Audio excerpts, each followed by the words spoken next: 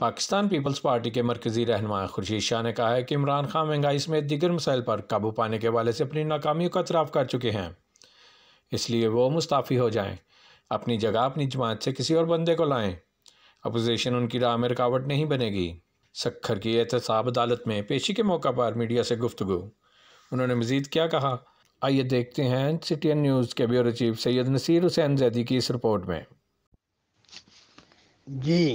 Pakistan Peoples party کے مرکزی رہنما سید خورشید احمد شاہ نے کہا ہے کہ عمران خان ملک میں مہنگائی اور بے روزگاری جیسے مسائل پر قابو پانے کے حوالے سے اپنی ناکامی کا اعتراف خود کر چکے ہیں، اس لیے وہ مستعفی ہو جائیں اور اپنی جماعت سے کسی اور بندے کو لے آئیں اور اپوزیشن ان کی راہ میں کوئی رکاوٹ نہیں ڈالے گی۔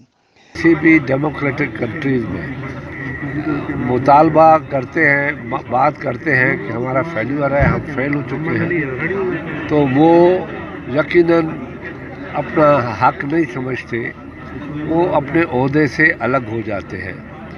اب عمران خان نے یہ بات مانی ہے کہ یہ میرا فیلیور ہے، میری کمزوری ہے، تو اس کو اب حق نہیں بنتا کہ وہ اس ایوان کے ہاؤس آف لیڈر ہوں۔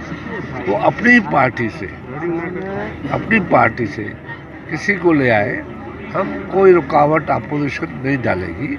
میں اپنے ملک کے ہر محب وطن ادارے کو کہنا چاہتا ہوں کہ وہ اس ملک میں انصاف کا بول بالا کرے۔